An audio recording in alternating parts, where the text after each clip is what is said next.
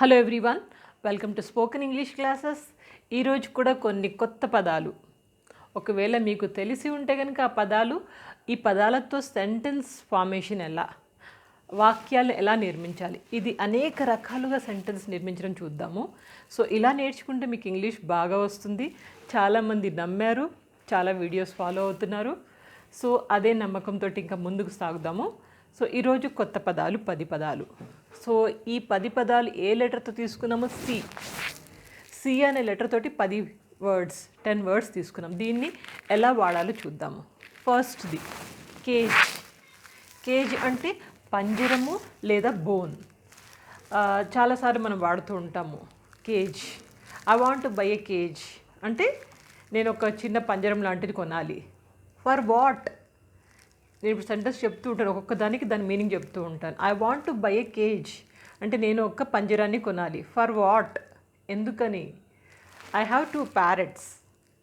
So I want to keep these parrots inside of the cage.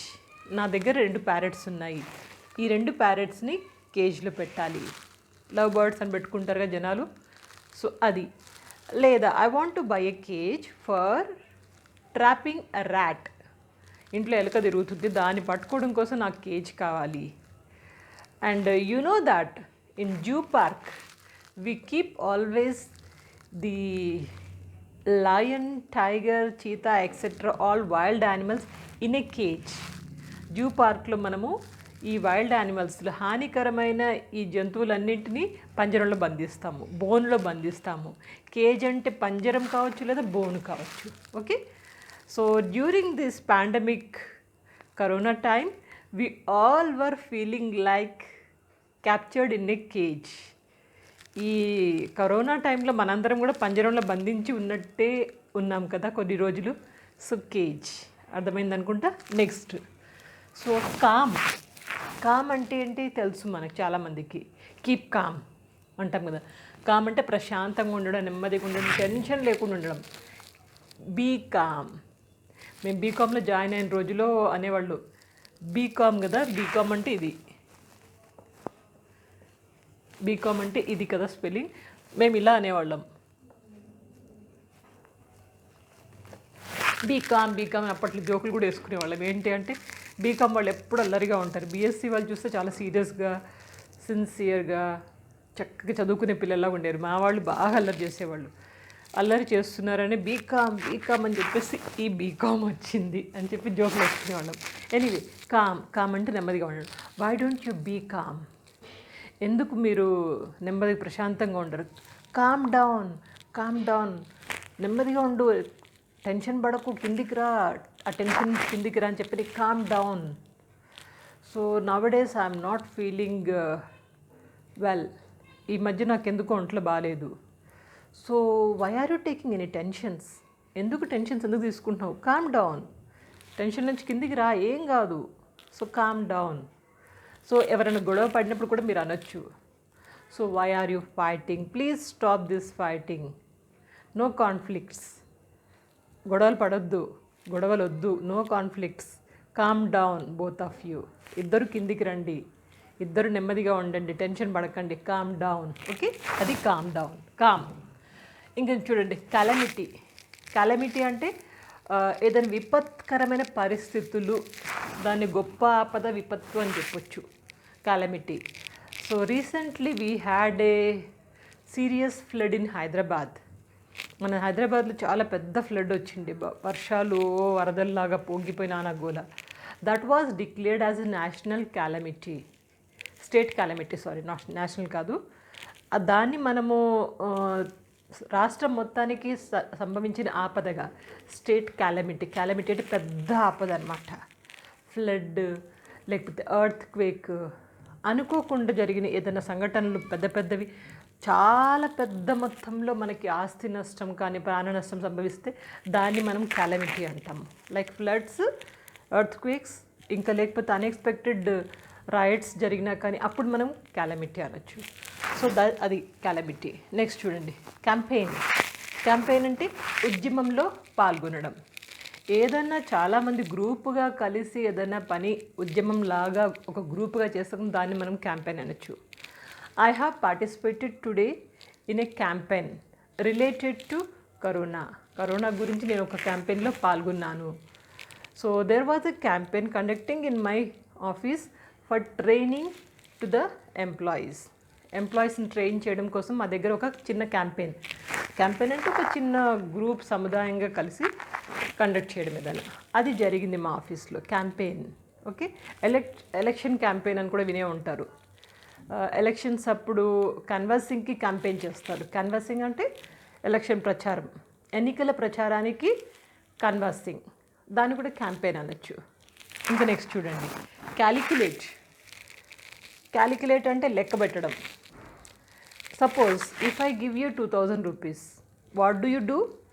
నేను మీకు 2000 ఇచ్చారనుకోండి, మీరు ఏం చేస్తారు? You will count it properly and you will also calculate, అంటే సరిగ్గా ఉన్నాయో లెక్క చూసుకుంటారు మీరు. So if I have to pay every month payments in my home family budget, so I need to calculate properly. ఇంటి బడ్జెట్ అంతా first బిగినింగ్లో వేసుకుంటాం కదా, అది మనము సరిగ్గా చేయాలంటే మనం క్యాలిక్యులేట్ చేసుకుంటాము. లెక్కించుకుంటాం, ఎక్కడ ఎంత ఇవ్వాలి, ఇంటి రెంట్ ఎంత, పాల బిల్ ఎంత, ఎలక్ట్రిసిటీ బిల్ ఎంత, ఫీజులు ఎంత, బస్ ఫీజు ఎంత, ఇట్లా అన్నీ క్యాలిక్యులేట్ చేసుకుంటాం. Let me calculate the total expenses. మొత్తము ఖర్చులన్నీ ఒకసారి నన్ను క్యాలిక్యులేట్ చేయని. లెట్ మీ క్యాలిక్యులేట్ అంటున్నాము. లెట్ అనే వర్డ్ మీకు ఆల్రెడీ నేర్పించాను. లెట్తో ఎన్ని విధాలుగా మనం పదాన్ని వాడచ్చు. సో ఆ విధంగా మనము first calculate the entire data. ఉన్న డాటా మొత్తం మన దగ్గర ఉన్న గణాంక వివరాలన్నీ ముందుగా లెక్కించండి అని చెప్పడానికి first calculate the entire data అట్లా చెప్పొచ్చు. ఇంకా చూడండి, క్యాంఫర్ అంటే కర్పూరము. Camphor gives a very good natural fragrance, nice fragrance. కర్పూరం మంచి వాసన ఇస్తుంది. Whenever we go for prayer, definitely we enjoy, we always feel auspicious by the flavor, by the smell of the camphor. కర్పూరం వాసనతోటి మనం ఎప్పుడు పూజ చేసినా కానీ అదొక రకమైన అనుభూతి మనకు కలుగుతుంది. You know that camphor is used even for oxygen levels also, to increase oxygen levels. మనకు ఆక్సిజన్ తగ్గితే కూడా మనం క్యాంఫర్ని యూజ్ చేయొచ్చు. I went to Lachung place, it is in Gangtok. So there the oxygen levels were very less. నేను లాచుంగ్ అనే ప్లేస్కి వెళ్ళాను గ్యాంగ్టాక్లో, అక్కడ ఆక్సిజన్ లెవెల్స్ చాలా తక్కువగా ఉన్నాయి. Then we have carried camphor with us. మేము కర్పూరాన్ని వెంట తీసుకుని వెళ్ళాము. Mean while travelling in Lachung area we use to take the smell of this camphor. అంటే తిరుగుతూ మేము కర్పూరం యొక్క స్మెల్ చూసేవాళ్ళము.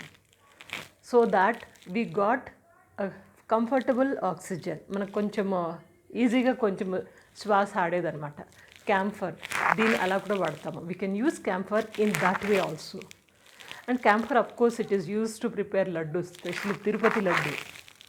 క్యాంఫర్ మనము తిరుపతి లడ్డు తయారులో కూడా, తిరుపతి లడ్డు అంటే చాలామంది దేవుడి ప్రసాదంలో క్యాంఫర్ వేస్తారు, కానీ అది